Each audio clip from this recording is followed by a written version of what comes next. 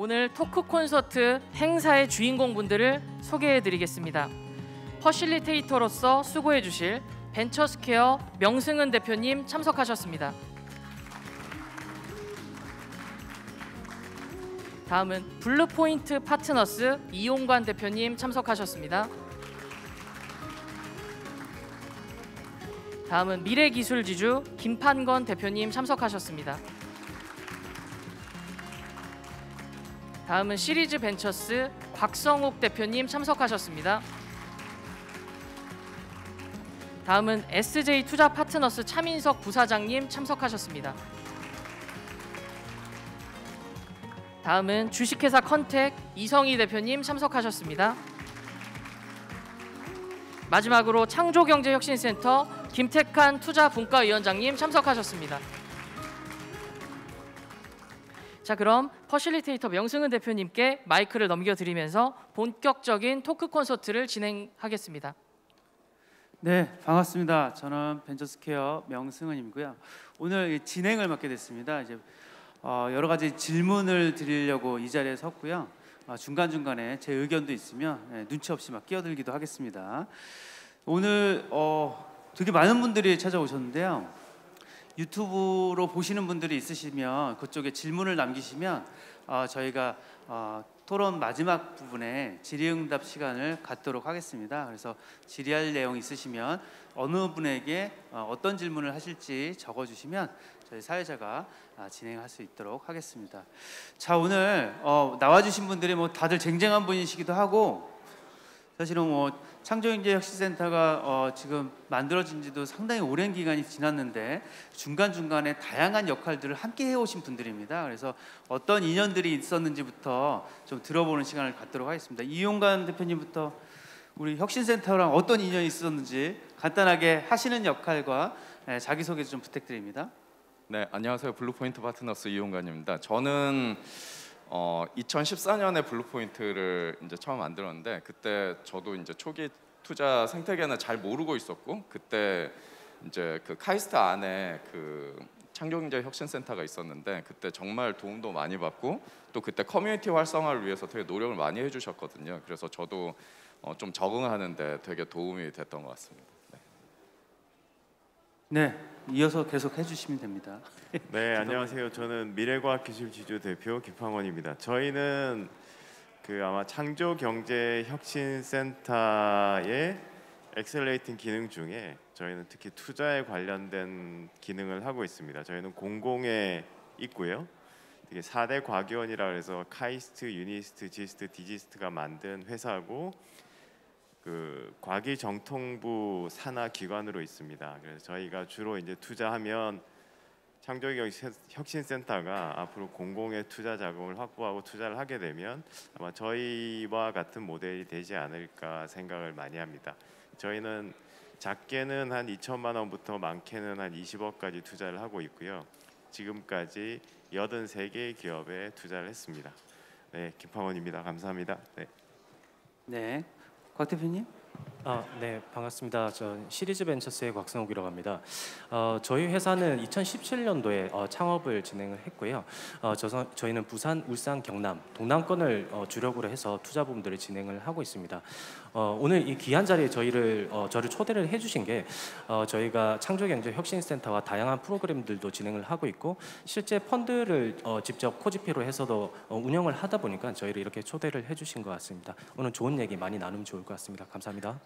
네, 감사합니다. 차 부사장님. 예, 안녕하십니까. SJ투자파트너스의 차민석 부사장입니다. 저희 회사는 2016년에 전북 창조경제혁신센터로부터 출자를 받아서 전북 지역에 투자하는 첫 번째 펀드를 결성을 했습니다. 인연이 사실은 없었고요. 저희 직원들 중에 예를 들면 뭐 여직원의 시댁이 전주다 뭐 이런 정도의 인연만 있었고, 사실은 전라북도랑은 어떠한 인연도 없이 시작을 했었는데 믿어주시고 또 많이 지원해 주셔서 그간 저희가 15개의 도내 기업에 금액으로 치면 한 230억 정도의 투자를 집행을 했습니다. 그 이후에 이제 또 도에서도 또 출자를 받아서 2호 펀드를 같이 또 진행을 하고 있고요. 전라북도랑은 되게 좋은 인연으로 지금 잘 펀드 운용해 나가고 있고 또 혁신센터랑도 협업 포인트 많이 찾아서 함께 운용해 성장해 가고 있습니다. 네, 이성희 대표님. 네, 반갑습니다. 저는 주식회사 컨택의 이성이라고 합니다. 뭐 앞에 분들은 다 투자사분들인데 저는 투자를 받는 기업이죠. 저희 회사는 우주 산업을 하는 기업이고요. 지금까지 746억 정도 투자를 받았고 내년에 IPO가 예정이 되어 있습니다. 그리고 스페이스X라든지 아마존하고 같이 일을 하고 있고요. 발사가 연기됐지만 누리호 발사 지원도 이제 국내에서 최초로, 그리고 대한민국이 생긴 이후로 최초로 저희 알래스카라든지 스웨덴, 아일랜드에 있는 저희 지상국을 통해서 성능 검증 위성 데이터를 받게 됩니다. 굉장히 의미 있는 첫 번째 런칭이 되는 것 같고, 사실 제주 창조경제혁신센터의 추천으로 이 자리를 앉게 됐는데요. 우주지상국이라는 게 아무래도 이렇게 론치 윈도우가 잘 나와야 되기 때문에 우리나라에서 우주 산업을 하기 가장 좋은 곳이 사실은 제주도입니다. 저는 항공우주연구원에서 16년 정도 일을 했었는데 그때 제주에 7년 정도 파견을 갔었죠. 그래서 이제 제주에 이제 지상국을 만들겠다고 하면서 제주 창조에 처음에 이제 저희 회사를 어나운서 이렇게 하게 되었고, 사실 금액은 그때 굉장히 작은 시드머니였지만 제주 창조가 연결해 준 그 네트워킹은 사실은 굉장히 큰 마중물이 되었었습니다. 그래서 제주 창조를 통해서 뭐 시리즈 ABC 잘 왔었고요. 그래서 지금까지 굉장히 의미 있는 결과를 잘 만들어내고 있어서 지금 안 계시지만 전정환 센터님께 진심으로 감사한다는 말씀을 드리고 제주 창조의 모든 분들께 감사하다는 말씀 드립니다. 고맙습니다. 네, 감사합니다. 김태칸 팀장님. 네, 안녕하세요. 저는 전국 창조경제혁신센터 투자실무분과위원회 김태칸이라고 합니다. 저희 창조경제혁신센터는 14년도부터 이제 출범을 시작을 해서 전국에 17개 센터가 있고요. 민간 포함 19개 센터가 있습니다. 16년도부터 팁스 운영사를 하는 센터를 시작으로 2018년도에는 엑셀러레이터가 등록이 되기 시작을 했고, 전국 센터에서 굉장히 많은 펀드들을 운영을 하면서 엑셀러레이팅 프로그램들을 운영을 하고 있습니다. 그래서 뭐 말씀해주신 그런 대표님처럼 지원받으신 분들이 전체적으로 뭐 숫자를 제가 정확히 세보진 못했지만 굉장히 많은 스타트업들이 저희 기관과 함께해서 지금 성장해 나가고 있는 그런 창조경제혁신센터라고 말씀드리겠습니다. 네, 각자의 이야기를 좀 들어봤고요. 조금 거시적인 이야기부터 좀 우리 이야기를 좀 풀어보면 어떨까 싶습니다. 제가 이제 뭐 요즘 언론에서도 그렇고 방송에서도 그렇고 뭐 SNS에서도 그렇고 위기다. 지금 세계 경제가 위기고 뭐 금리가 올라가고 투자 생태계는 좀 되게 큰 위험에 빠질 수 있다. 그래서 겨울을 준비해라. 뭐 이런 얘기들도 많이 나오더라고요. 또 한 축에서는 이럴 때일수록 초기 스타트업들 또는 이제 공공의 엑셀러레이트 기능이 빛을 발할 때다. 지금이 미래를 준비할 때다. 이런 얘기들도 있습니다. 이런 얘기들을 이제 들으면 한쪽에서 들으면 되게 부담스럽고 한쪽에서 들으면 되게 희망적이고 그런데 각자의 의견을 한번 좀 들어봤으면 좋겠습니다. 우리 초기 투자기관 협회 그 회장으로도 이 역할을 하고 계시는 이용관 대표님의 이야기 좀 한번 들어볼까요? 저번 주에 그 스타트업 얼라이언스에서 주최하는 그 스타트업 생태계 컨퍼런스가 강릉에서 있었는데요. 그때 너무 그 많은 분들이 했던 말들이 윈터 이즈 커밍이라는 말하고 진실의 시간이 오고 있다라는 말을 많이 해주셨어요. 무슨 얘기냐면 이제 좀 그 코로나의 상황이 이제 이렇게 다시 바운스백 되면서 되게 이제 좀 높은 밸류로 투자를 해뒀던 것들이 이제 많았는데 지금 이제 이런 이제 좀 불황에 맞아서 이제 후속 투자도 되게 어려워지고 또 뭐 상장에서도 되게 예전에 투자했던 가격하고 실은 이제 또 그 이렇게 그 공모라든지 또는 이런 대중들이 느끼는 그런 가격하고의 차가 많기 때문에 좀 그쪽이 급속하게 지금 얼어붙은 상황이에요. 근데 실은 2008년도 경우에 그 금융위기 왔을 때 미국에서도 보면 금융위기는 왔지만 초기 투자는 또 급격하게 늘었었거든요.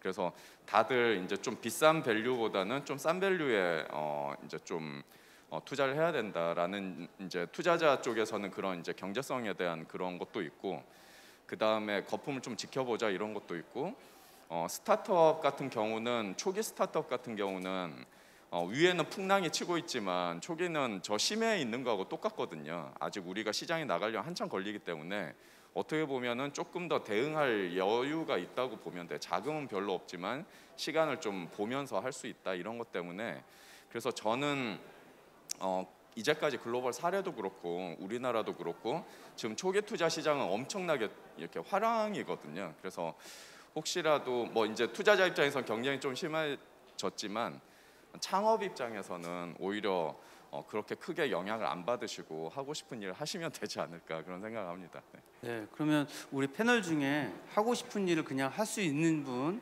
컨택의 이성희 대표님. 예, 저 이런 상황에서 기업의 입장에서 뭐 IR도 많이 다녀보실 거고 투자자들하고 이제 컨택을 해보실 텐데 실제 느끼는 기업의 입장에서의 그 체감 온도는 어떻습니까?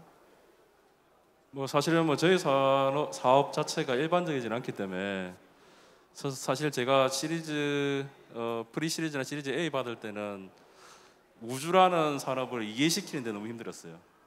그래서 저는 사실은 투자사분들의 공부를 좀 많이 하시라는 얘기를 굉장히 많이 드립니다. 왜냐하면 이분들의 백그라운드가 없으면 암만 좋은 비즈니스 모델을 설명하더라도 이해가 되지 않기 때문에 그래서 제가 강남 여기 테라노를 시리즈 A 때 투자사를 40몇 군데를 만났던 것 같아요. 40여 군데. 예, 그때는 사실 그런 거 투자를 하나 못 받았어요.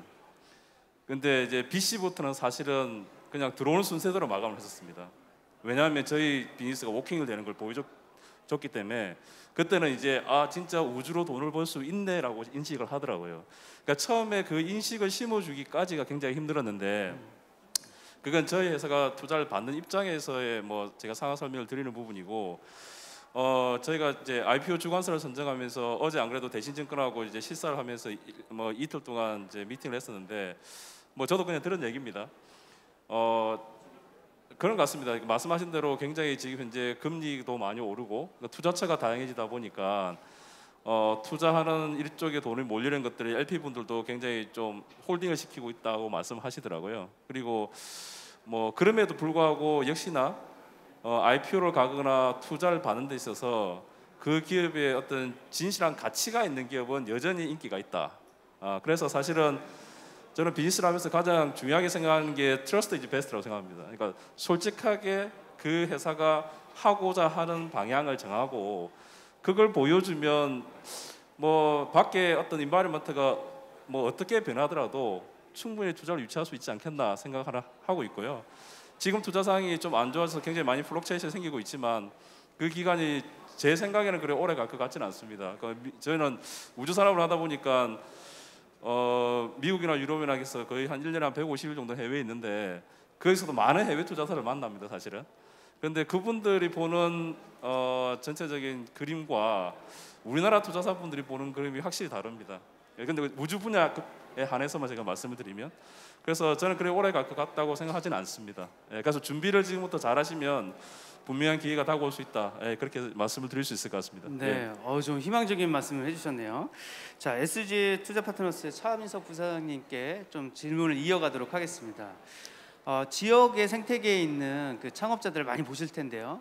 이제 투자를 해야 되는 입장에서 투자를 또 많이 집행하셨고 앞으로도 좀 해야 됩니다. 근데 지금 상황은 녹록지 않고 게다가 지역이고 자 이런 고민들이 좀 빠져 있으실 텐데 어떻게 헤쳐나가실 생각이고 아니면 별로 개의치 않으시는 부분들이 있는지 궁금합니다. 지역 기업에 투자를 하다 보니까 또 이제 이게 예를 들면 경기도랑은 좀 다른 얘기 같아요. 그러니까 이제 남쪽의 지역들에 느끼는 거는 지역마다 좀 다른 것 같습니다.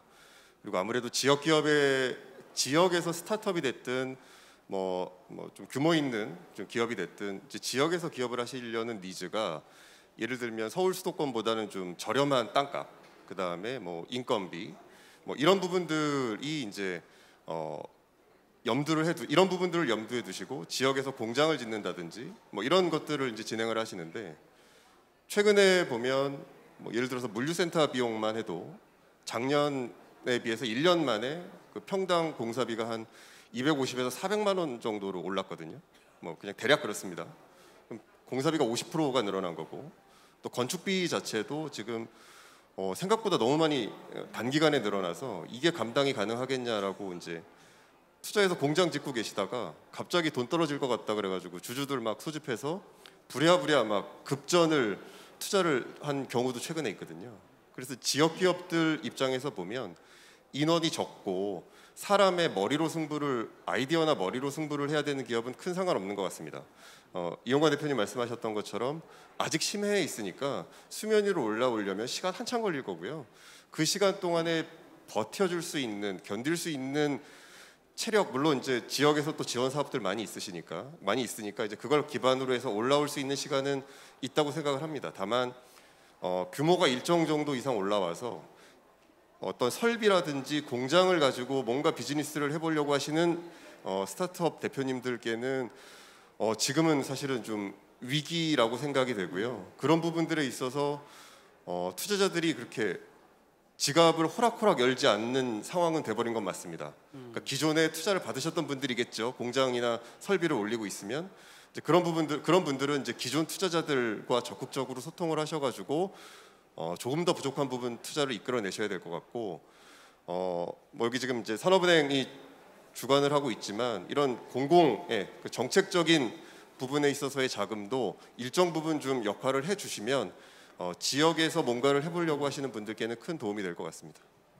네, 아무래도 전북 펀드를 운영하고 계시는 SJ 투자 파트너스 입장이었는데요. 시리즈 벤처스는 경남, 울산 쪽에 또 활동을 많이 하고 계세요. 그쪽의 분위기는 또 어떻습니까? 방금 그 말씀을 해주신 것처럼 각각의 지역의 특성이 좀 중요한 것 같습니다. 당연히 투자사의 입장에서는 신규로 나오게 되는 플랫폼의 업체들, 뭐 아니면은 다른 바이오 이런 딜들 같은 경우에는 저희가 저렴한 비용으로 담을 수 있다는 좋은 장점이 있긴 하지만 동남권 같은 경우에는 기존 산업 자체가 소재 부품 장비 분야로 좀 많이 집중되어 있습니다. 그러다 보니 지금 경기의 그 변화에 따라서 굉장히 타격을 많이 받기는 하는데요.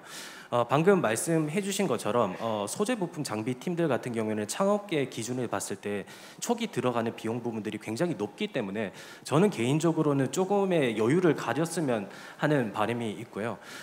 이런 측면에서 지금 시장의 환경에 맞춰서 공공 엑셀레이터의 역할 부분들이 더 적극적으로 필요한 부분이 이런 팀들이 단순히 창업을 할 때 프로그램과 지원금만으로 끝나는 것이 아니라 다양한 뭐 정부 융자 사업들 이런 부분들이 진행이 돼야 되는데 공공 엑셀레이터 그리고 지역에서 활동을 하고 있는 이런 저희 같은 엑셀레이터들이 이런 기업들이 스타트업을 시작을 할 수 있도록 기반을 맞춰줄 수 있는 융자 프로그램 부분들을 매칭을 해준다든가 이런 다양한 각도의 지원 부분들이 조금 있어야 되는 시기가 아닌가 싶습니다. 네, 우리 그 미래기술지주의 김판건 대표님은 투자금도 엄청 많이 집행하시고 엄청 많은 스타트업들 보고 계시는 것 같아요. 앞으로의 계획이나 앞으로의 그 이런 상황에서의 지역 또는 이제 지방 스타트업들이 어떻게 하면 좀 이 위기를 좀 헤쳐나갈 수 있는지 좀 가이드 좀 한번 주시죠. 네, 잘 아시겠지만 예전에 뭐 닷컴 버블이 있었을 때 살아남은 기업이 큰 기업이 됐잖아요. 마찬가지로 이번 또 살아남으면 큰 기업이 될 것 같습니다. 마침 어제 저희가 투자했던 회사 중에 한 군데 지금은 인천에 가 있는 기업인데요. 이 기업이 회사를 시작하고 매출은 한 250억 정도 되고 당기 순이익이 한 50억 정도 나요. 매년 세금 다 내고.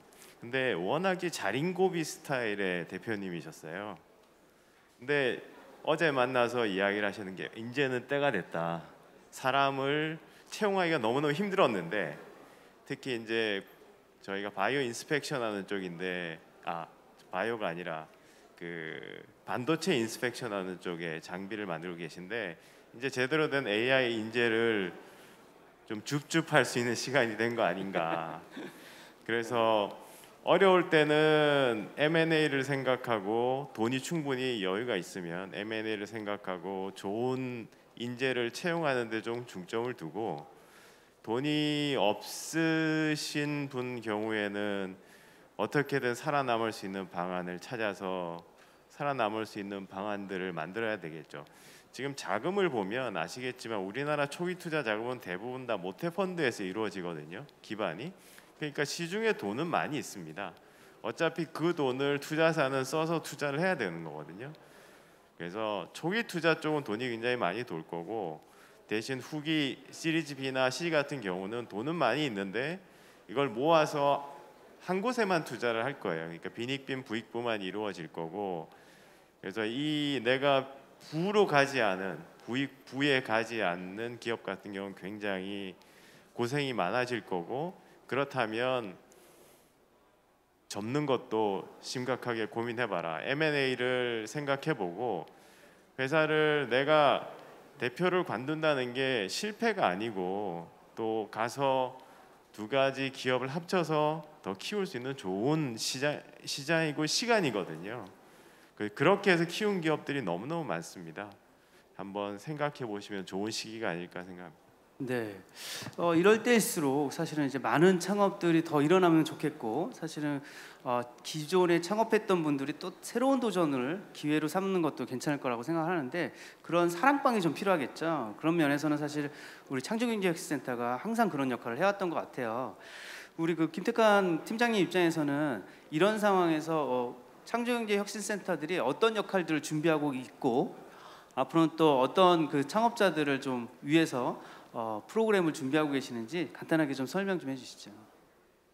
우선은 결국 후속 투자가 사실 힘들다라는 부분인 건데, 그러면 저희가 이제 그 동안에는 그러면 뭐 스토리나 브랜딩이나 이런 부분에 좀 집중했었던 기업들이 있다면, 지금은 어떤 성과 지표라든지 이런 부분들을 같이 좀 협의를 하고, 이 좀 얼어붙어 있는 이 시간 동안에 좀 그런 지표에 좀 집중을 하자, 이렇게 계속해서 얘기를 해주고 있어요, 저는. 그래서 뭐 이게 6개월이 될지 아니면 올해 끝날지 아니면 내년까지 이어질지는 모르겠지만, VC들 단에서 제가 이제 몇몇 들었을 때는 좀 클로징이 됐다, 뭐 좀 투자를 조금 지금은 좀 비선호하는 그런 시기다, 뭐 이런 얘기들을 들었을 때 저희 기업들한테 제가 가서 해줄 수 있는 얘기가 그거밖에 없더라고요. 그리고 또 저희가 이제 앞으로 이제 투자를 받기를 희망하시는 분들은 이제 뭐 많은 출자자들이 있겠지만, 혁신센터에서 좀 좋은 사례들이 어떤 부분이 있었냐면, 먼저 선배 기업분들이 이제 출자를 해주셔가지고 그렇게 펀드를 운영하고 후배 기업들에게 이제 투자를 해주는 그런 사례도 있었고, 지역에 많은 어떤 그런 잠재적인 엔젤 투자자분들이 꽤 많으세요. 그래서 저희가 중기부를 통해서 이제 엔젤 협회하고 같이 만들었던 이번 충청권 엔젤러브 펀드나 호남권 엔젤러브 펀드 같은 부분 펀드를 활용해서 초기 기업들을 발굴하고 투자하는 역할을 또 할 수가 있고, 그다음에 엔젤 투자를 좀 희망하는 분들이 많이 있으실 텐데, 그분들에게 이제 투자할 수 있는 어떤 가이드라든지 기업을 만날 수 있는 IR을 이제 계속해서 연결해 주려고 하는 이런 노력들을 하고 있고, 그래서 결국은 이제 조금만 더 기다리고 지표를 만들어 나가고 성장시키면서 뭐 숫자로 얘기하는 그런 스타트업 초기 기업들을 될 수 있도록 저희가 같이 노력을 해주고 있다고 생각합니다. 네, 김택한 팀장님한테 이어서 질문을 좀 더 드려볼까요?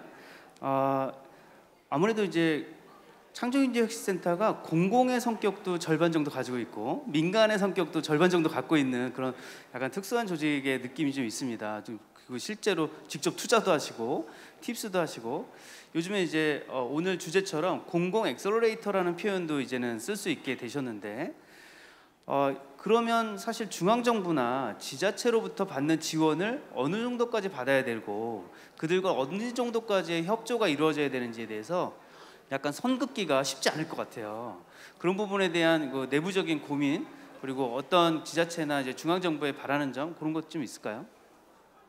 우선은 저희가 이제 공공 엑셀러레이터라는 이름을 좀 쓸 수 있게끔 된 거에 대해서 굉장히 나름대로 자부심을 좀 갖게 되고 있고, 전국에 있는 그 투자 담당하시는 직원분들도 굉장히 지역을 일단 사랑하시는 분들이라고 생각을 하거든요. 지역에 있는 어떤 특색이나 산업에 대해서 그분들이 굉장히 많이 고민을 하고 계시고, 우리 스타트업이 과연 그러면 이 지역과 어떻게 맞춰서 이런 비즈니스 모델들을 만들어 나가고 계속해서 지자체나 이런 부분들에 대해 어떤 호응을 얻어낼까를 굉장히 고민을 많이 하시는 걸로 알고 있어요.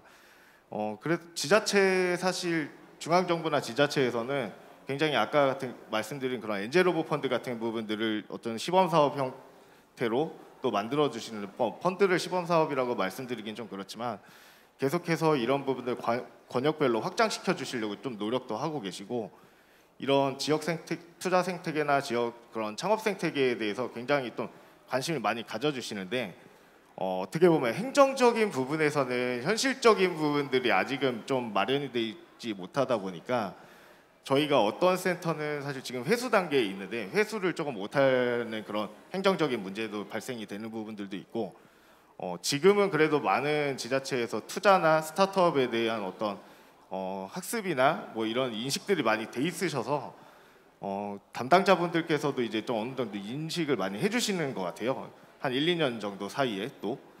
그래서 뭐 출자금이 필요한 이유나 왜 투자를 해야 되는지 뭐 이런 부분들에 대해서 오히려 관심도 굉장히 많이 가져주시는데 아까 말씀드린 것처럼 조금의 그런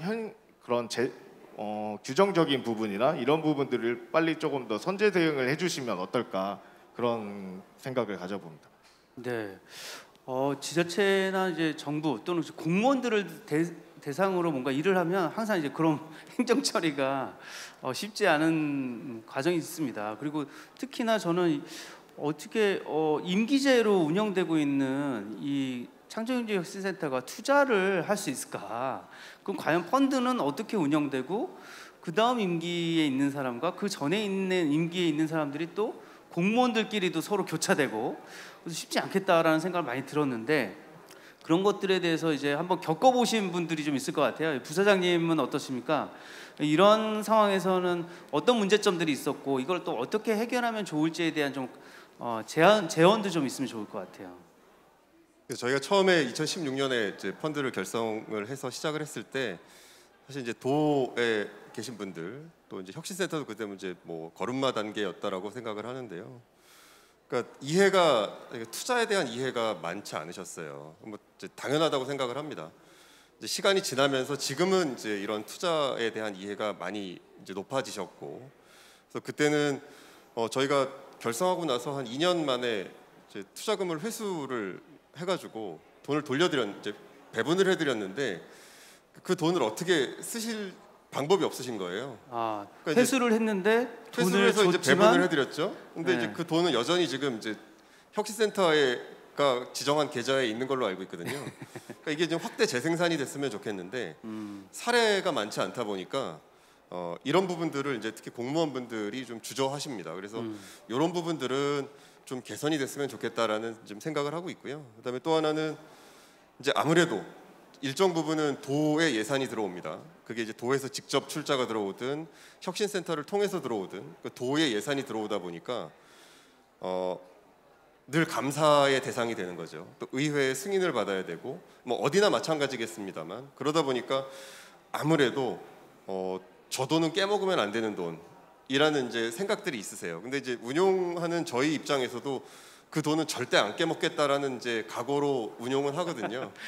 근데 투자하는 입장에서 그게 가능한 일인가요? 근데 이제 딱 지금까지의 데이터들이 그렇게 좋지는 않았습니다. 지역 펀드들이 뭐 일부 지역 펀드들의 성과는 있었지만 전반적으로 그 지역에만 투자를 하는 펀드들의 성과가 그렇게 딱히 좋지는 않았던 것 같아요. 그러다 보니까 이제 그 담당하시는 분들은 도의회에 불려가셔가지고 혼나시고 또 위에 올라가시고 또 이제 뭐 이제 지사님이나 이렇게 위 분들이 바뀌시면 바뀔 때마다 이거는 누구 책임이냐 또 이런 좀 시달리시게 되고 출자할 때 담당자랑 청산할 때 담당자랑 한 서너 번 텀이 바뀌실 겁니다. 그러면 이제 정말 운이 좋게 좋은 성과로 회수를 하게 됐을 때 담당자분들은 아마도 승진하실 거고 근데 그거는 출자는 이전에 해줬던 분이 계신데 그럼 그런 부분들에 대한 성과 평가는 또 어떻게 될 거냐? 사실 미묘한 부분들이 많아서 저희가 뭐 함부로 말씀드릴 계제는 아닌 것 같습니다만 펀드에 대한 이해, 투자에 대한 이해는 지금보다도 조금 더 좀 늘어났으면 좋겠고요. 커졌으면 좋겠고 그다음에 창조경제혁신센터 같은 경우에는 저희 지금 이제 전북센터 같은 경우에는 엑셀러레이트 자격도 이제 따셨고 그다음에 펀드도 이제 만드셨고 해서 지역에서 본격적으로 엑셀러레이터의 기능을 지금 수행하고 계세요. 그래서 그 전에는 그런 기능이 없었으니까 저희한테 보육해 주신 기업들을 추천해 주십니다. 그러면 그 기업들을 저희가 바로 투자는 못하고 한 6, 7개월 정도 계속 이렇게 대표님들하고 얘기해 가면서 투자를 진행을 했었거든요. 실제로 그런 케이스가 테라릭스라는 회사가 있는데 혁신센터에서 추천을 해주셔서 저희랑 한 6, 7개월 미팅한 다음에 이제 처음 투자를 했고 지난 4월에 이제 후속 투자까지 마무리됐으니까 140억 정도 투자를 받으셨습니다. 전라북도 부안에 있는 회사거든요. 부안을 가본 적이 없으신 분들 상당수 계실 거예요. 저도 못 가봤네요. 익산역에 내려서도 차로 1시간 가거든요. 네. 근데 거기에도 스타트업이 있습니다. 근데 이런 기업들은 사실 저희가 쉽게 발굴 못합니다. 지역에서 보육 프로그램들을 통해서 발굴이 되면 또 바로 투자할 수 있는 거 아니니까요. 그럼 이제 계속 또 그 기간 동안은 혁신센터에서 각종 IR 교육 지원 프로그램들 해주시고 그럼 이제 그 사이에 또 저희랑 계속 미팅하면서 투자하고 이런 사례들이 이제 그동안은 나왔었는데 이제는 혁신센터도 그런 직접 투자의 기능을 갖게 되셨으니까 오히려 속도는 더 빨라질 것 같습니다. 네, 조금 더 희망적인 말씀을 해주셨네요. 좀 더 비관적인 이야기를 좀 끄집어내야겠습니다. 우리 이용관 대표님 요즘 고생이 많으시더라고. 지역 펀드를 갖고 계시죠? 예, 지역 펀드 운영할 때 어려운 점은 어떤 건가 있나요? 지역 펀드가 이제 지역으로 한정하는 것도 어려운데 또 이제 거기에 여러 조건들을 붙이다 보면 현실적으로 투자할 수 있는 기업이 이렇게 생각보다 많지 않은 경우가 많거든요. 투자 대상이 적다. 대상이 너무 적어지는 경우가 많아요. 마이크를 조금 가까이 대주세요. 그래서 그런 부분들이 어렵고 저희도 지역 펀드 하나 운영하고 있는데 물론 그 와중에 잘 하고는 있다고 생각하는데 정말 사용하는 데 있어서는 너무너무 어려움이 많은 게 현실이고요. 돈은 모았는데 쓰기가 어렵더라. 쓰기가 어렵습니다. 네. 네. 근데 이제 저는 솔직히 그 지역에서의 그 투자 생태계에서 가장 큰 문제는 저희도 지금 이제 거의 8년 돼 가는데 전체 투자한 것 중에 한 40% 정도가 이제 지역에 있는 회사하고 대전을 중심으로 투자를 많이 했는데 이제 그러다 보니까 좀 패턴이 보여요. 근데 어떤 패턴이냐면 지방에서 투자한 서비스라든지 뭐 IT라든지 약간 몸이 가벼운 회사들은 좀 잘 되면 한 2, 3년 뒤면 대부분 지역을 떠나게 됩니다. 근데 그 지역을 떠나게 되는 과정을 살펴보면 처음에는 이제 뭐 여기에 필요한 사람들을 구하고 뭐 개발자도 있고 뭐 특히 뭐 마케터나 디자이너나 기획, 전략 이런 쪽을 하는데 지역에는 이런 인재가 거의 없거든요. 구하다 안 되면 서울에 오피스 하나 내고 그쪽으로 출근해라 하다가 이제 점점 거기가 커지는 거죠. 그럼 이제 본사가 아예 그냥 서울로 옮겨가는 경우를 계속 반복하고 있어요. 그래서 저는 지역의 지금 가장 큰 문제가 발굴은 그래도 어떻게 하면 시작할 시드는 있는데 창업자가 있긴 한데 이걸 성장하면서 유지하는 것 자체가 너무 좀 인재 유치 관점에서 너무 어렵다. 자금이나 이런 거 인프라나 뭐 공간 이런 거는 오히려 좀 쉬운데 인재에 대한 부분을 해결하지 않으면 이 쳇바퀴를 빠져나오기가 되게 어렵구나라는 생각을 최근에 많이 하고 있습니다. 네, 아주 중요한 문제제기인 것 같습니다. 사실은 창업 자체는 어떻게든 소싱하고 모집하고 또 보육할 수 있는데 창업된 회사가 사람을 찾기가 힘들다는 이야기는 뭐 서울뿐만 아니라 뭐 전국적인 현상인 것 같기도 하고요. 능력 있는 사람 찾기가 쉽지는 않은 것 같아요. 시리즈 벤처스 입장에서는 그러면 우리가 이제 투자하고 보육하고 뭐 이런 과정 속에서 이제 혁신센터와의 그 업무 분장, 지역 혁신센터와의 업무 분장이 좀 있을 것 같은데요. 어떻게 업무 분장을 하고 계시고 좀 잘된 사례와 조금 아쉬워서 좀 개선하고 싶은 사례들이 좀 있을까요? 일단 저희가 지금 한 180억 정도의 자금을 운영을 하고 있는데 지금 저희 대부분의 한 70% 이상의 포폴사가 지금 부울경에 소재를 하고 있습니다. 그래서 일단 많은 분들이 저한테 물어보세요. 부울경이 좋은 기업 맞냐? 그래서 그렇게 실제 투자를 해서 좋은 성과가 나올 수 있는 팀들이 맞냐라고 하는데 저희가 한 30개 팀을 투자를 하고 지금 한 3개 팀이 IPO 트랙을 타고 회수도 저희가 한 건을 지금 완료를 2019년도부터 본격적으로 투자를 하면서 그렇게 할 수 있었던 게 제 생각에는 창조경제혁신센터들의 본인들의 역할 부분들을 메인으로 해주셨기 때문에 가능하다라고 생각을 합니다. 이 말즉슨 뭐냐면 방금 말씀을 해주신 것처럼 저희가 완전 엑셀레이터긴 하지만 극초기에 기업들을 아이디에이션부터 그다음에 디벨롭을 해서 교육까지 하기는 지역에 소재한 투자사의 입장에서는 굉장히 부담이 되기는 합니다.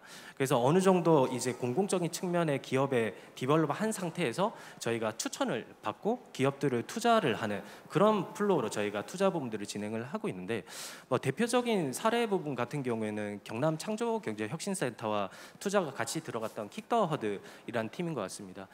해당 팀은 저희가 2017년도에 팀을 팀을 창조 프로그램에서 저희가 만나게 됐고요. 그 과정 중에서 그때 당시에는 저희가 투자를 하기가 좀 쉽지는 않은 팀이었어요. 왜냐하면 여러 가지 부분들이 보완이 돼야 되는 부분들이 있어가지고 창조 쪽에서 다양한 프로그램에 참여를 시켰고 그 이후에 한 2년 뒤에 저희가 투자를 진행을 첫 번째 투자를 했습니다.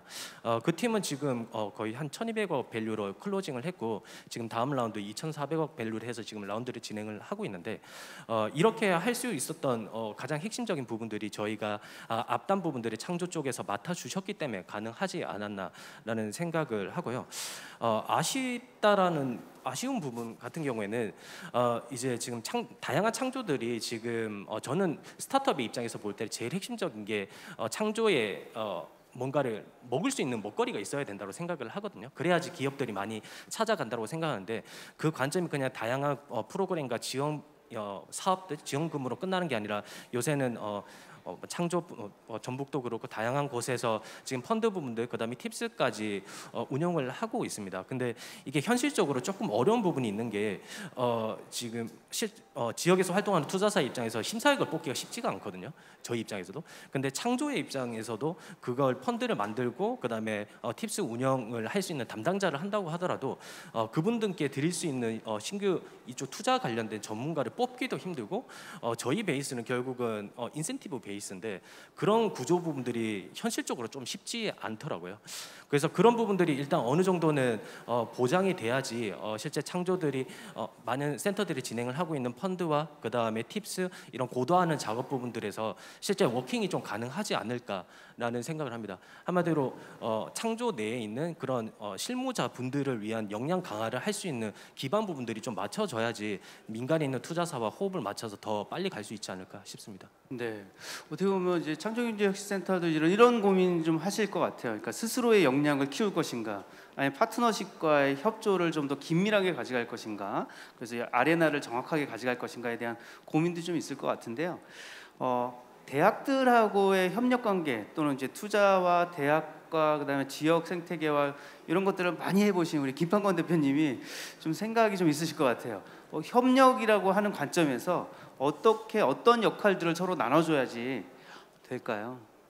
네, 저는 공공과 민간의 협력에 대해서 먼저 좀 이야기를 하고 싶은데 여러분 뭐 데피니션이 있잖아요. 사실 민간에 투자를 한다는 거가 더 활성화돼야 되고 공공이 민간을 방해를 하거나 민간이 하는 부분을 다른 말로 좀 공무원들이 하는 얘기로 하면 구축하면 안 된다.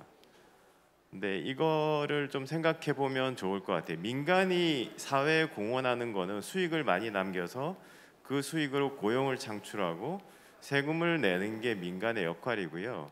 공공의 역할은 공익 목적을 달성하는 거라고 생각을 합니다.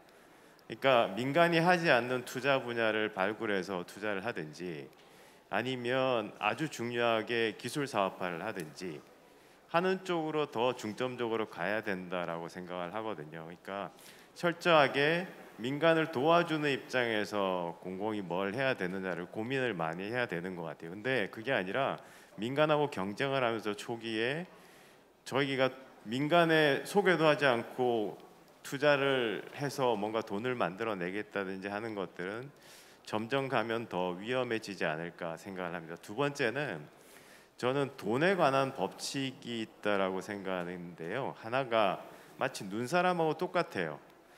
많이 굴리면 많이 굴릴수록 많이 붓습니다. 두 번째는 눈사람 보시면 조그만 공을 굴리면 눈이 잘 안 붙어요. 큰 눈사람 한 번만 굴려도 엄청난 눈이 붙거든요. 이게 투자의 법칙이랑 똑같습니다. 제일 걱정이 되는 거는 조그만 펀드를 가지고 여러분들이 운영을 하면 돈이 안 된다. 그러면 결국 3년 있다가 센터장은 바뀌고 뒤에 가서 한 번이라도 펀드를 실패를 하면 펀드는 이쪽은 굉장히 냉혹해서 실패하면 그 대가가 따르거든요. 다시는 펀드 결성을 못합니다. 기본적으로는. 그러니까 지금은 나눠줘서 쉽게 내가 펀드 결성하고 쉽게 투자할 수 있을 것처럼 보이고 하지만 이거를 우리가 알고 있는 진짜 스타트업 J커브를 그릴 수 있는 스타트업이 아니라 식당을 만들고 있는 일반 중소기업이나 그냥 일반 기업들한테 투자해 가지고는 망하면 여러분들은 다 뭐 지나고 다 가시겠죠. 업무도 다 바뀌었겠지만 그 뒤에 아무것도 장담하지 못하는 사태가 온다. 이게 냉혹한 투자 쪽의 돈의 원리거든요. 규모가 안 되면 남는 게 없어요. 적어도 500억짜리 돈은 돌려야 2% 운영 수수료 하면 10억 좀 남거든요.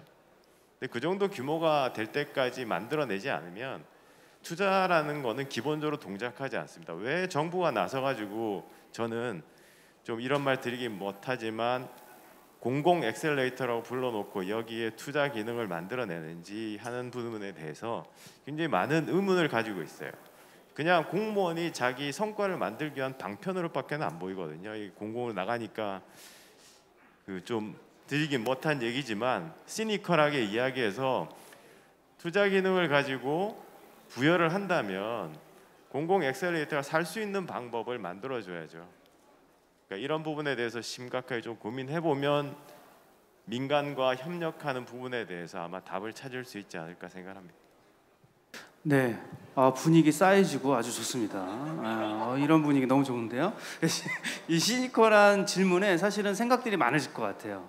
창조경제혁신센터도 뭐 이렇게 그동안 아무 일도 안 하고 가만히 있었던 것도 아니고 이런 고민 저런 고민 또 공무원들과의 토론도 있었을 것 같은데 우리 김태칸 팀장님은 이런 상황에서 아마 역량 강화에 대한 고민과 이제 외부 그 투자자들과의 그 협업 관계 이런 것들을 많이 시도들을 많이 해봤을 것 같은데요. 어떤 점들이 이제 다른 센터들이 고민해야 되는 부분이고 어떤 게 또 좋은 사례로 좀 우리에게 남아 있을지요. 네, 일단 곽상욱 대표님께 좀 감사드린다는 말씀을 하고 싶고요. 아까 말씀해 주실 때 그 어려운 환경 내에서 저희가 그 일들을 하고 있고 또 해내고 있습니다. 그래서 또 이제 김판권 대표님이 말씀해 주신 부분에 앞에는 어느 정도 이제 약간의 뭐 채찍 같은 그런 말씀이셨다면 뒤에 말씀해 주신 부분은 분명히 저희가 어떤 살아남을 수 있는 해답을 찾을 수 있는 그 포인트라고 저도 충분히 공감을 하고 있고요. 정말 그 저희가 정말 전문가는 아니잖아요. 어떻게 보면. 그래서 내부의 어떤 교육이나 아니면 투자를 뭐 경험 삼아 해본다는 그런 마인드를 갖고 있으면 정말 큰일 난다는 생각을 갖고 있고요. 정말 기업이 망할 때 저희는 나는 그때 담당자였어라는 마인드로 그렇게 임하시는 분은 사실 없을 거라 저는 좀 자부하고 있거든요. 저희 그 전국에 있는 투자를 맡아서 하시는 분들이. 그래서 좀 바라는 거는 사실 조금 오랫동안 저희가 이 투자 업무를 할 수 있게끔 보직 변경이나 예를 들면 업무를 좀 바꾸지 않으셨으면 좋겠다고 생각이 들고요. 여기 뭐 센터장님들도 와 계시겠지만 그런 부분들 좀 고민을 해주시고 또 센터장님 분들께서도 뭐 다 같으신 건 아니겠지만 굉장히 교육비를 굉장히 이렇게 팍팍 지원해 주시는 그런 센터장님, 특히 저희 충남 센터장님 같은 경우에는 또 그런 경우도 있고. 어디가 교육비를 팍팍 지원해 주신다고요? 예, 저희 충남. 네, 그렇습니다. 그래서 정말 자체적인 어떤 그런 성장을 위한 부분들을 굉장히 고민을 많이 하고 있고 저희 센터나 아니면 모 센터들 같은 경우에서 전국 전 직원이 심사역 역할을 할 수 있는 그 역량을 기르자라고 하는 그런 것들을 갖고 있어서 지원 사업만 하는 게 아니라 지원 사업에서 정말 좋은 기업의 비즈니스 모델을 보고 기업의 어떤 성장이나 가치를 발견하고 거기서 투자할 수 있는 그런 역량들을 키우려고 노력을 하고 있고요. 외부에서 사실 수혈하기는 쉽지 않습니다. 솔직한 말씀을 드리면 이 돈 받고 누가 해라고 하실 수도 있어요. 그 민간에 있는 투자 전문가분들은. 근데 저희는 그 일들을 그렇게 열심히 해 나가고 있고 또 잘하고 싶어 합니다. 그러려면은 이제 저희가 이제 투자에 대한 어떤 성과도 나와야 되고 아까 김한건 대표님 말씀하신 대로 정말로 아직은 실패한 경우는 아직 없습니다. 이제 시작한 지 얼마 안 됐기 때문에 그건 분명히 어느 순간에 펀드가 망해서 정말 담당자가 힘을 잃거나 아니면 다시는 그 펀드를 만들지 못하게 될 수도 있는데 그렇게 되지 않으려면 민간과 같이 협업을 해야 된다고 저도 생각을 합니다.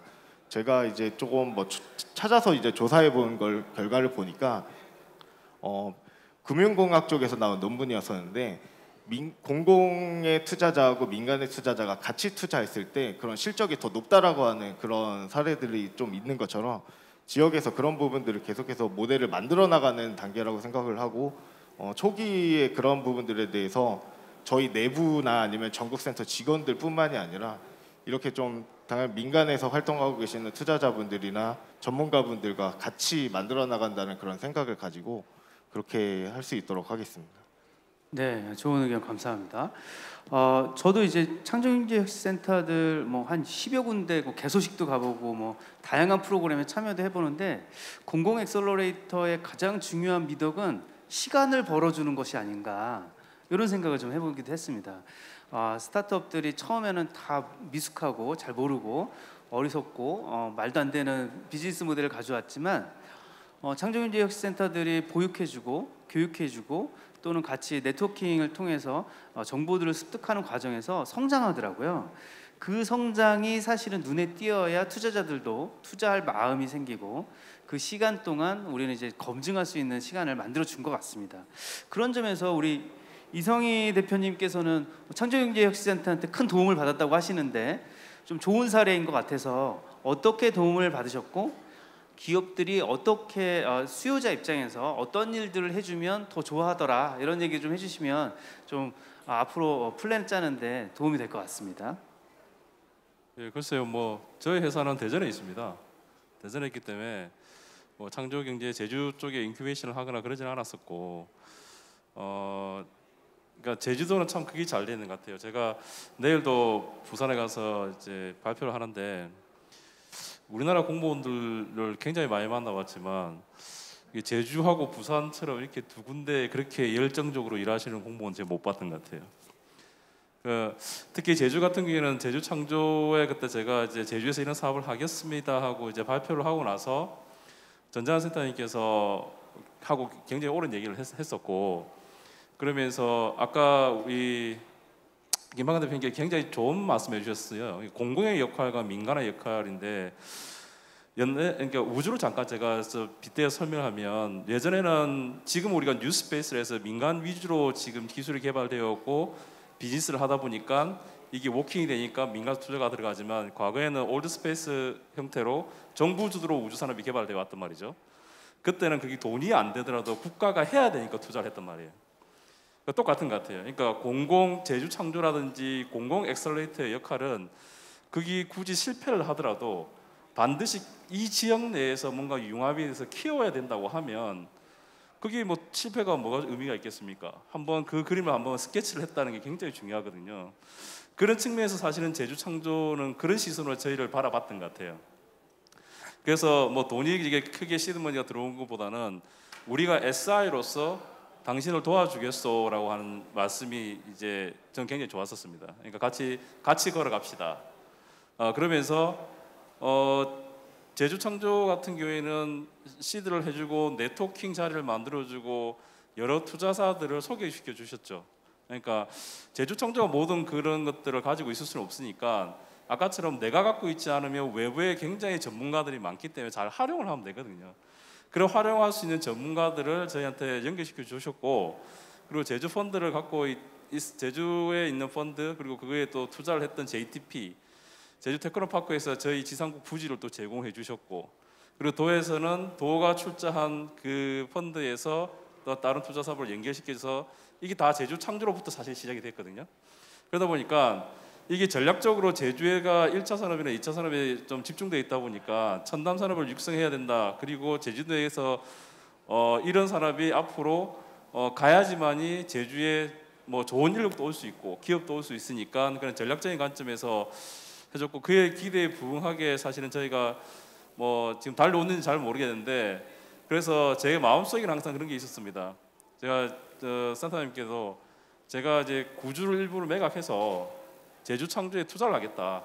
그리고 제가 도움받은 만큼을 다시 재투자를 해달라. 제가 그런 말씀을 드렸는데 그렇게 해야지만이 사실은 그 돈을 뭐 조금은 자유스럽게 쓸 수 있지 않겠습니까? 예, 그래서 조금 자유도를 충분히 가지는 게 사실 창조경제센터의 역할이고 지금까지도 저는 사실은 그런 창조경제라든지 공공 엑셀레이터 분들이 그 역할을 해오고 있다고 생각합니다. 예, 그래서 그런 측면에서 아까 말씀하신 아레나를 다시 한번 이 시점에서 각 지역별로의 육성 산업을 뭘 선택과 집중을 할 것인지를 좀 판단을 하시고 뭐 어떠한 네트워킹과 어떠한 아레나를 통해서 뭐 새로운 옷을 입을 것인가 그런 것들을 좀 고민해 봐야 되지 않겠나 이 시점에서 좀 그렇게 생각이 듭니다. 예. 네, 지금 뭐 전국의 창조경제혁신센터에 계신 분들이 아주 좋은 참고가 되었을 것 같습니다. 저는 이제 지역 생태계라고 봤을 때 가장 중요한 것 중에 하나가 이제 지역의 공무원이나 뭐 여러 가지 공공적인 성격을 갖고 있는 곳들이 열심히 노력하는 것도 중요하지만 지역의 일꾼 또는 지역의 스타트업들을 키우는 건 지역의 재원이 아닐까 이런 생각도 좀 해봤거든요. 그래서 창조경제혁신센터들이 각각이 각 지역의 투자자들을 키워내는 것도 좋은 방법이다라는 초기의 논의들을 저는 기억을 합니다.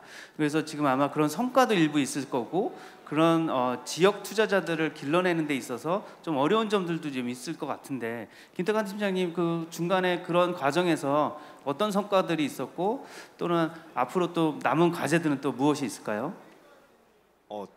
이게 뭐 전국을 다 대표해서 같은 사례는 아니겠지만 저희 지역에서 이제 엑시탄 대표님이 이제 생기셨어요. 그래서 20년도에 이제 다시 그 자금을 가지고 엑셀러레이터 회사를 이제 충남의 민간의 엑셀러레이터 회사를 처음으로 만들어내고 또 다음 연도에 또 팁스 운영사까지 하면서 그 본인의 어떤 노하우나 이런 네트워크를 가지고 이제 보육하고 적극적으로 투자를 하셔서 그런 좋은 사례가 있는데 저희가 사실 키웠다고 하기보다는 지역을 다시 돌아와 가지고 이런 또 도와주고 싶은 그런 선한 마음이 스스로 이제 투자자의 길을 선택을 하지 않았나라는 생각이 들고요. 저희가 키울 수 있다라는 것보다는 조금 엔젤 투자단에서 좀 도움을 드릴 수 있는 것들은 계속해서 어떤 교육이나 가이드 그리고 정부에서 지원해 줄 수 있는 이런 부분들을 숨어 있는 분들에게 정보가 전달될 수 있게끔 저희가 적극적으로 노력하는 수밖에 없다고 생각을 하거든요. 그래서 그런 방향성이 하나 있을 것 같고 또 저희가 자체적으로 또 투자 기능을 더 어떤 역량을 확대하고 펀드를 아까 전에 크게 키워야 된다고 하지만 저희는 사실은 아직까지는 크게 키울 수 있는 능력이나 이런 부분들 갖추지 못하고 있고 형태나 이런 부분들이 조금 더 향후에는 그렇게 좀 갈 수 있는 방향으로 이렇게 하면 지역에도 좋은 투자자들이 많이 나타나고 또 예를 들면 서울에 있는 회사가 뭐 인천으로 가서 엑셀러레이터 회사 본사를 옮기고 그 지역에 있는 기업들을 키워낸다든지 뭐 이런 경우도 있을 것 같거든요. 네, 마무리가 좀 어색하지만 좋은 말씀 감사합니다. 자, 우리 이용관 대표님이 사실은 베네핏 포워드의 아주 산 증인이시기도 하고요. 스스로 창업하시고 성공하시고 또 엑시까지 하신 다음에 다시 또 후배들을 위한 창업회사를 또 세우셔갖고 지금 또 열심히 달리고 계십니다. 자, 창업해서 이미 성공했는데 돈도 많이 벌었는데 놀지 왜 또 이렇게 후배들을 또 돕는다고 나오셨었어요? 속된 말로 피가 더러워서 네. 창업을 한번 하게 되면 저는 약간 그 대학 때 그 음악 동아리를 했었는데 공연 준비를 하잖아요. 그럼 이제 공연을 준비할 땐 너무 힘든데 끝나고 하면서 너무 힘드니까 다음번엔 절대 안 한다라고 하는데 끝나고 그 콘서트 했을 때 그 약간 그 느낌이 계속 이렇게 남아가지고 다음 또 공연 연습할 때 또 기웃거리면서 내가 낄 데가 어딘가 또 하는 것처럼 창업도 한번 이렇게 하시면 이렇게 되게 아무것도 없는 것에서 뭔가를 이렇게 잃어본다는 경험 자체가 엄청난 그게 카타르시스 같은 게 있거든요. 그래서 아마 창업을 해보시면 계속 그런 분들 계속 연속 창업을 하게 되시는 것 같아요.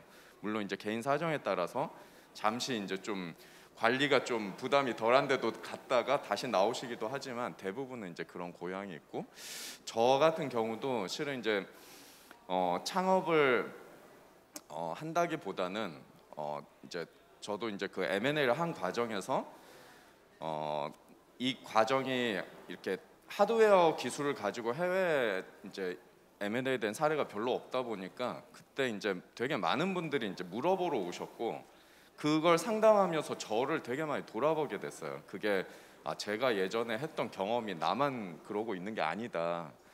되게 많은 곳에서 10년이 지났어도 똑같이 반복되고 있고 그래서 이제 그때 좀 이거 구조적인 문제가 있는 것 같다라는 이제 생각을 하게 됐고 이 분야가 좀 재밌을 것 같다는 생각을 하게 됐어요. 그래서 저도 맨 처음 가볍게 시작을 했는데 제가 생각한 것보다 생태계가 너무 이렇게 빨리 이제 성장하고 저도 이제 그런 데서 좋은 스타트업들 많이 만나가지고 더 불이 붙게 된 거죠. 그래서 저도 너무 재밌게 하고 있어요. 네, 이런 선배들이 많아지면 좋겠는데요. 부경에는 이런 선배님들 많으신가요? 출자자들로서의 이런 창업 선배들, 엑시트한 선배들이 많아지고 있나요? 실제 아직까지는 다른 지역에 비해서는 시작점인 것 같기는 합니다. 근데 저희가 투자했던 아까 말씀드렸던 그 해당 사례 팀 같은 경우는 저희 이번에 2차 정시 선정됐는데 출자를 해주셨어요. 그런 선순환 구조를 저희도 계속 필요로 하고 그리고 기본적으로 지역에서 서울로 본사를 이전하시지 않고 지역에서 이제 스타트업을 하시는 분들은 지역에 대한 사랑이란 단어가 있는 것 같아요. 스타트업이란 게 원래라면 굉장히 조금 자본주의적인 측면 부분들이 있는데 사랑이란 키워드를 가지고 대부분의 대표님들께서 이 지역에서 하시다 보니까 이런 사례들이 계속적으로 쌓이다 보면 어느 한 포인트 돼서는 그분들께서 아까 말씀 주신 것처럼 엑셀레이터를 설립을 하실 수도 있고 이용관 대표님처럼 또 이렇게 투자사를 또 진행을 하실 수도 있을 거라고 생각을 합니다. 근데 아직까지는 조금 많이 기다려야 되지 않을까라는 생각을 합니다. 불경 같은 경우에. 네, 이제는 이제 시작할 수 있는 타임이 오고 있다. 스타트업들도 이제 좀 싸지고 있고 하니까 많은 투자 지원 바랍니다. SJ 같은 경우에는 출자자들 중에 이런 기업가들, 그러니까 후배들을 돕기 위한 기업가들의 출자자들이 좀 있으신가요? 어떠세요? 아직은 이제 저희 지역에서 투자한 지가 이제 6년 차라서 근데 마침 다행히 이제 지난주에 지역 기업이 시장에 꽤 큰 관심을 받으면서 상장 예비 심사를 통과했고요. 이제 이번 주에 이제 신청한다고 하는데 조만간 이 어려운 와중에도 꽤 관심을 받으면서 상장에 성공할 거라고 예상하고 있습니다. 그런 기업들 지금 지역에 또 대규모 투자를 더 하시겠다라고 하셨고요. 이게 물론 뭐 스타트업에 대한 투자가 아니고 시설 설비 투자를 더 늘리겠다고 하셨고요. 또 이제 그 저희가 처음에 200억 원으로 결성했던 전라북도 펀드에서 지금 이제 상장 심사 청구가 승인이 하나 났고 하나 또 청구 올라가셨고 또 연말에 지금 이제 청구하시겠다고 하는 회사 나오고 이제 좀 그 결실을 거둘 타이밍이지 않을까라고 생각을 합니다.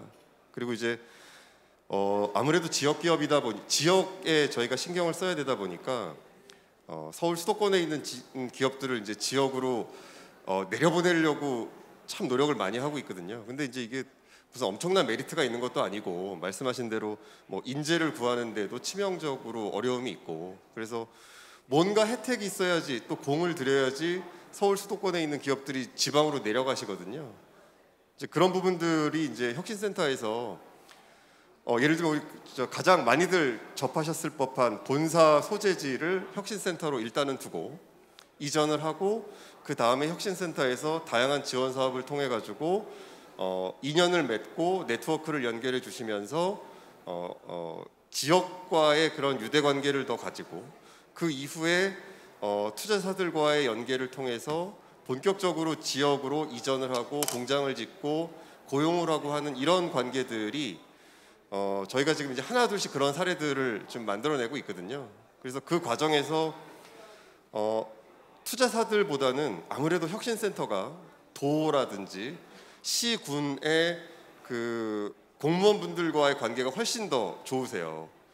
그래서 저희가 이제 좀 부탁드리고 싶은 것 중에 하나는 저희는 이제 기업들을 설득을 해가지고 데리고 내려간단 말이죠. 그러면 혁신센터에서는 도나 시군의 공무원분들, 투자 유치를 해야 되는 공무원분들을 좀 잘 같이 설득을 해서 막상 내려갔을 때에 뭔가 메리트가 있어야 되잖아요. 뭐 공장을 지으면은 뭐 투자에 대한 뭐 보조금이 나온다든지 이런 부분들을 진행을 할 때 혁신센터에서 조금 더 좀 같이 잘 해나가 주시면 그런 사례들이 하나 둘 더 나올 것 같아요. 그래서 지역 기업 지역의 그런 그 스타트업들 또 이전이라든지 또 그 안에서의 육성이라든지를 할 때 혁신센터와 투자사들 간의 노력이 같이 좀 많이 필요하지 않을까 싶습니다. 네. 지금 옆에서 우리 김판건 대표님이 뭔가를 꼼꼼하게 적고 계십니다. 여러분들의 기분을 상하게 할 뭐 이야기가 좀 있을 것 같아요.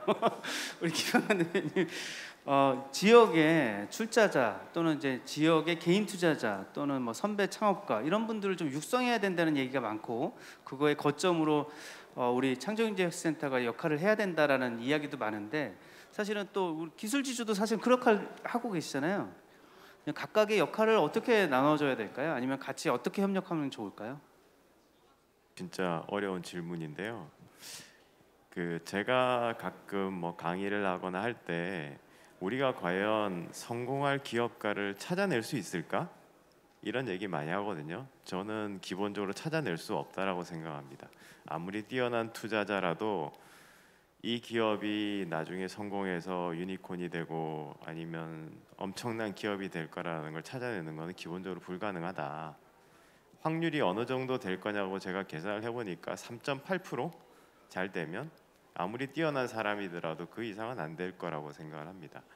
방법은 뭐가 있냐 그러면 굉장히 많은 기업을 저희가 발굴하고 그 기업들이 클 수 있는 환경을 조성해 주는데 최선을 다하는 거죠. 그 중에 살아남으면 위로 올라가겠죠. 굉장히 잘 올라갈 겁니다.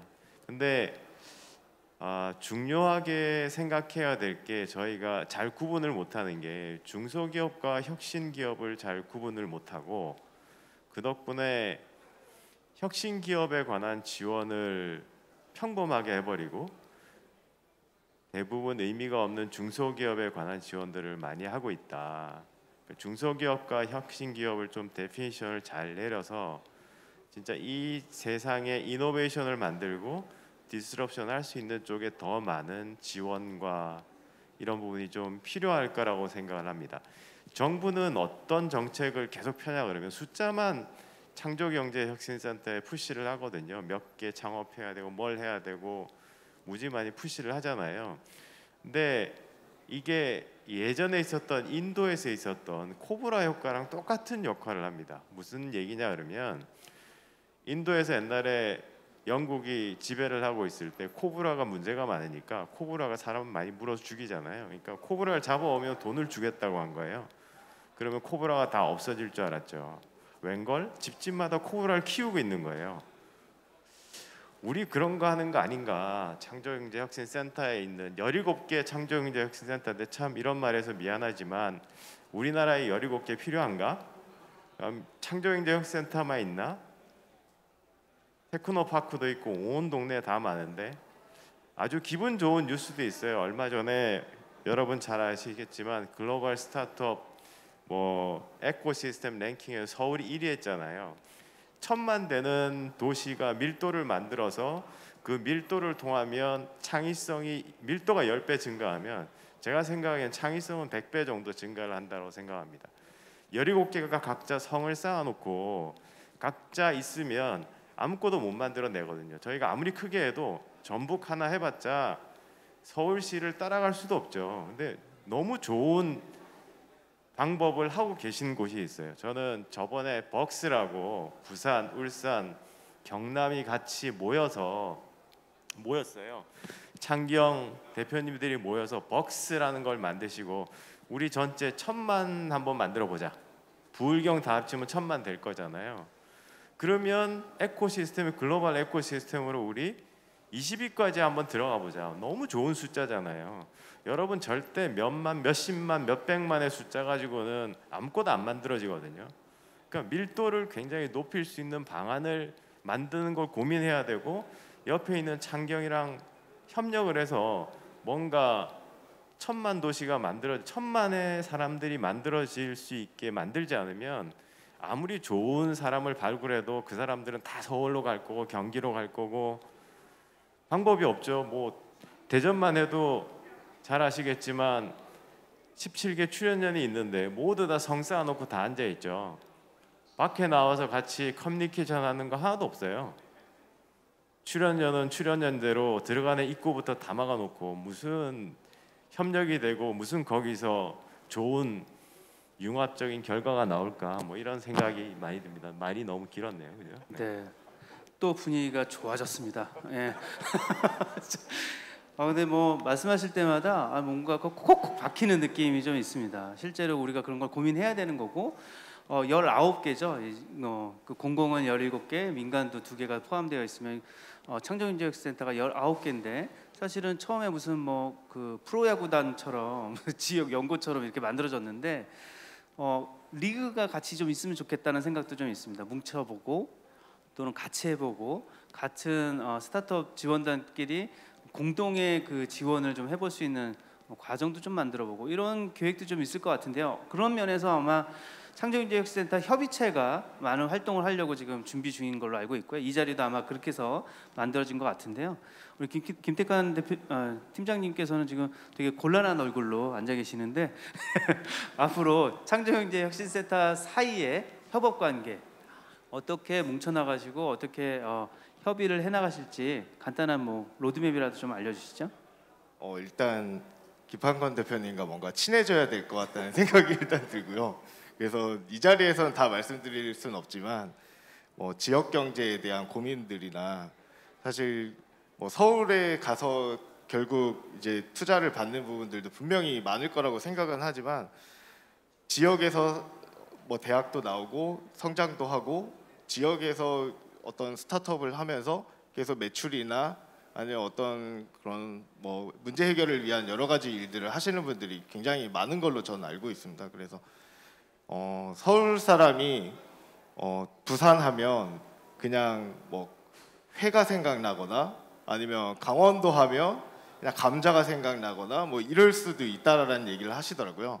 근데 지역에는 또 지역 나름대로의 어떤 그런 경제 생태계가 분명히 있을 거고 그 중에 어쨌든 뭔가를 발굴하고 교육도 하고 이런 여러 가지 시스템들은 분명히 저는 필요하다고 생각을 하기 때문에 꼭 혁신센터가 아니더라도 뭐 테크노파크도 있다고 얘기를 하셨지만 나름대로 들어가 보면은 또 여러 가지 아레나리 좀 나눠져 있기도 하고 그리고 또 뭐 성문을 세워놓았다고 하시지만 이게 뭔가 자꾸 제가 변명하는 것 같은 느낌이 들었는데 어쨌든 이런 협의체나 아니면은 그 저희 지역에서도 유관기관들끼리도 또 협의체를 많이 만들어내고 있고 어떻게 하면은 겹치지 않고 또 각자의 어떤 역할들을 또 시너지를 낼 수 있을까 또 고민하는 그런 부분들도 운영을 하고 있습니다. 뭐 되게 너무 이제 추상적으로 들릴 수는 있겠지만 그런 역할들을 하고 있는데 나중에 혹시라도 제가 친해지면 김판건 대표님께 뭐 다시 한번 좀 얘기할 수 있는 그런 기회가 있으면 좋을 것 같습니다. 네, 모두 우리가 커뮤니케이션이 필요합니다. 대화가 필요하죠. 이용관 대표님, 예, 아까 지역의 스타트업들이 쓸만한 친구들이 그렇게 많이 없더라 이런 아쉬움을 좀 토로해 주셨는데 저는 이제 마지막을 이제 돌아보면서 스타트업들도 창조경제혁신센터를 바라보고 정부 지원 프로그램을 바라보고 투자자들을 바라봐야 되는 뭐 자세나 태도가 좀 있어야 될 것 같아요. 특히 지역 생태계에 계시는 스타트업들은 어떤 점을 좀 주안점을 두고 창업 지원 이 정책이나 창업 지원 이런 기관들하고 소통을 해야 될지 그런 거에 대한 간단한 좀 팁을 좀 알려주시겠어요? 이제 지금 한 10년 전 또 20년 전하고 굉장히 많이 변한 것 같아요. 예전에 뭐 벤처라는 말하고 지금의 스타트업이나 또 지금 그때 투자하고 지금의 투자 이런 것들이 되게 많이 달라졌는데 가장 큰 달라진 포인트는 뭐냐면 이제 투자의 기능이 자본 조달을 이제 예전에는 주로 했다면 모험 자본이라는 그러니까 실패해도 용인이 되는 모험 자본이라는 게 너무 부족한 시기가 있었다면은 지금은 이게 엄청나게 넘쳐나고 있거든요. 민간도 그렇고 관도 공공도 그렇고 그러다 보니까 단순히 자금에 대한 공급만 가지고는 스타트업도 불만인 경우가 많아요. 자본 말고 더 해줄 수 있는 게 뭐냐라는 얘기를 계속 하거든요. 이거는 우리뿐만이 아니라 미국이나 이제 되게 선진 사례에서도 VC들이나 이런 데들이 다 그 어떻게 하면 스타트업 밸류에드를 할 수 있냐라는 걸로 이제 경쟁이 시작되고 있거든요. 그래서 우리도 보면은 단순히 그냥 뭐 초기에 자금을 공급한다라는 의미보다도 그 지역 생태계든 그 스테이지에 맞게 스타트업이 어떤 게 지금 결정적으로 필요하고 그런 것들을 어떻게 효율적으로 도와줄 수 있을까라는 부분에 굉장히 그 자본하고 훨씬 더 높은 비중으로 이제 고민을 해야 된다고 생각을 하거든요. 이제 그런 면에서 저는 이제 아까 그 공공하고 민간에 대한 역할이 좀 색깔이 구분되면 좋겠다는 생각을 했어요.